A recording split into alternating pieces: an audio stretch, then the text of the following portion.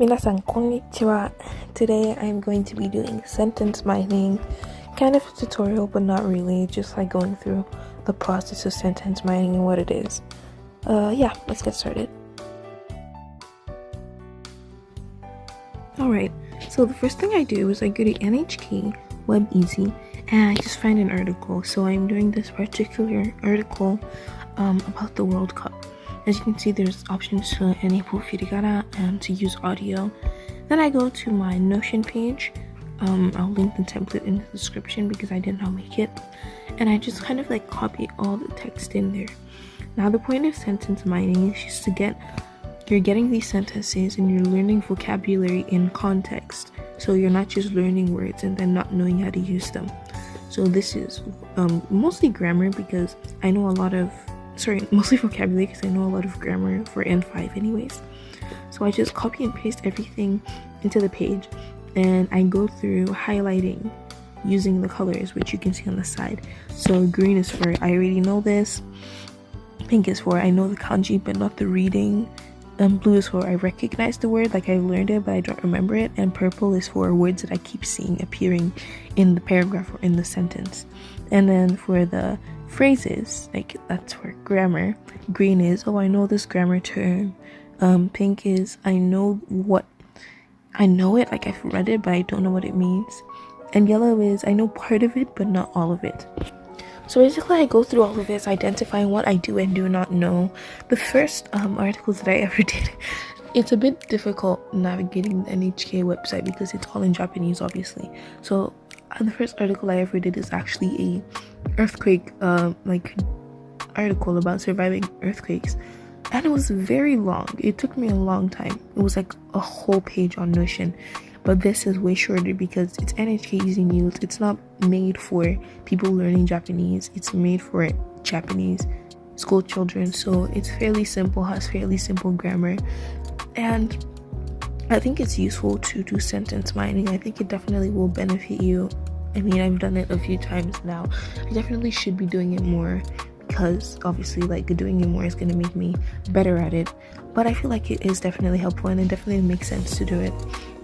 Like I said before, I did not make this template. I found it, a YouTuber made it on YouTube and it was really amazing. I'll try to find her YouTube channel as well as her, like the original template. And you can just create a Notion account, sign up, and duplicate the page and then use it for yourself. The color coding as well, I don't think I'm using the same color coding as the original YouTuber was. I don't know. I just did colors that made sense. And, it's pretty simple. I would say the hardest part is actually moving on from, getting you vocabulary. You're like, okay, I learned 10 words in this article. Now what? Just because I read them doesn't mean I'm gonna learn them. And so I'm considering using like an SRS system, copying and pasting everything into an SRS system, all the new vocab that I learned, stuff like that. But the only problem is I need a bit of bulk import, so import everything really quickly all at once, because I definitely don't want to be copying and pasting one word at a time. That's a little too stressful for me. So yeah.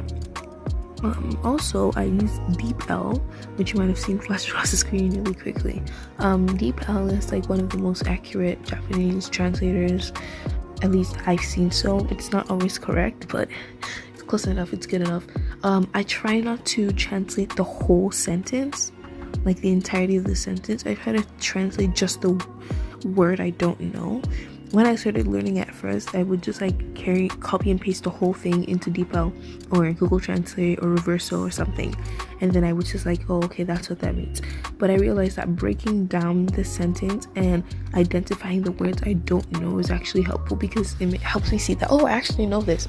And if you're just copying and pasting whole sentences, if you're learning whole sentences at a time and not the components of those sentences, you're not really learning, you're just copying and pasting. So here you can see me going back and forth between the two as I'm copying and pasting these. I'm reading this in my head, reading this by myself, thinking, okay, so I'll read the sentence and I see a word I don't know, so I paste it into DeepL and then okay, so then I go back and I read it again and I know what it means. I've actually did the actual footage a while ago, and I'm gonna be honest, I don't remember some of these words. I remember Sekai, which means world or universe, because it comes up a lot in like articles and for some I don't know why I know the word, but I do know it. Same with I believe it's Jishin or Shijin. See, I don't even remember, but that was from my first one, which was about earthquakes, and it means earthquake. I don't know if that's correct. Just like making up words. Yeah, I would say it's pretty easy. It's kind of time consuming because you have to like go through every word, and it's like, oh, I don't want to do all that, but it's worth it, I think.